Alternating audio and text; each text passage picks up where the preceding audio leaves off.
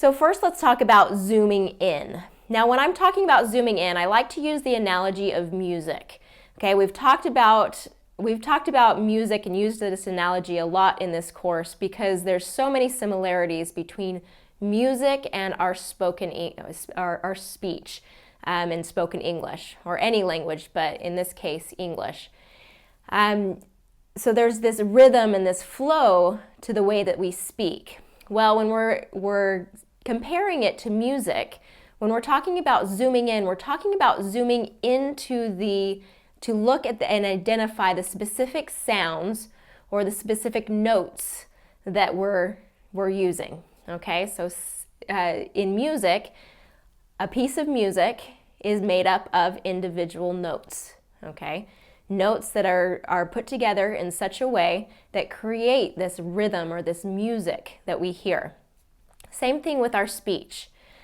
The individual sounds that we say and in the pattern that we say them create this music or this rhythm of our speech. So when we're zooming in, we're really focusing on those individual notes, those individual sounds. Because in music, you've probably had the situation where you're listening to music and all of a sudden the musician plays a wrong note. Or there's something that happens in those notes, that there's a wrong series of notes or a wrong note. And you hear that. You hear that it's off in some way. And the same thing is true with our speech.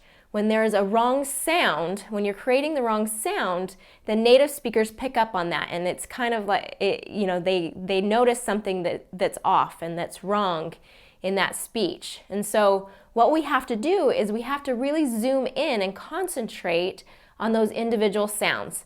So we've talked about this during the course. We've zoomed in and we've identified different sounds that need to be addressed.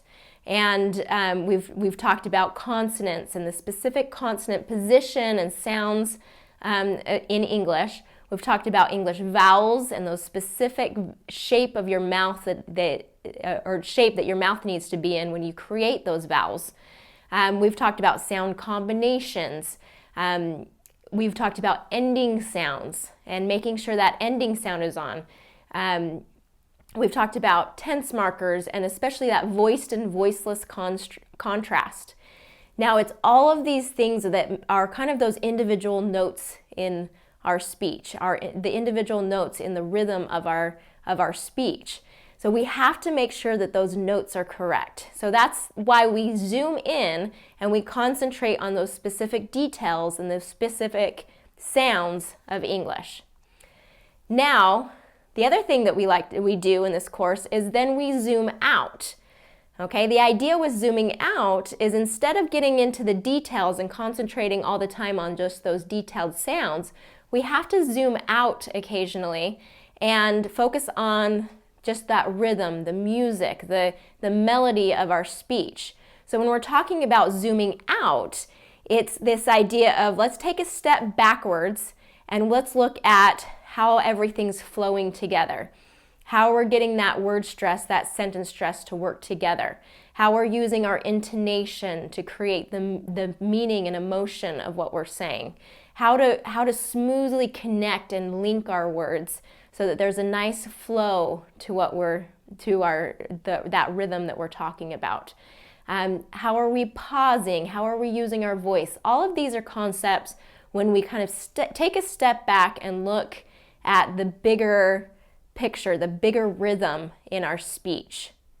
Okay, so this idea of zooming in and zooming out is what we do constantly within this course. As a trainer, when I'm listening to someone's speech, what I do is there are times that I'm zoomed in and I'm listening to those individual sounds, and there's times that I'm zooming out to focus on the overall rhythm.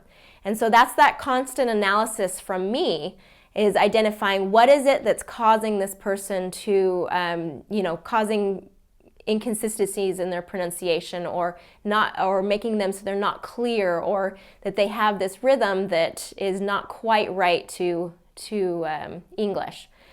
So as we do that zooming in, zooming out, then we we cover the whole range of pronunciation and fluency.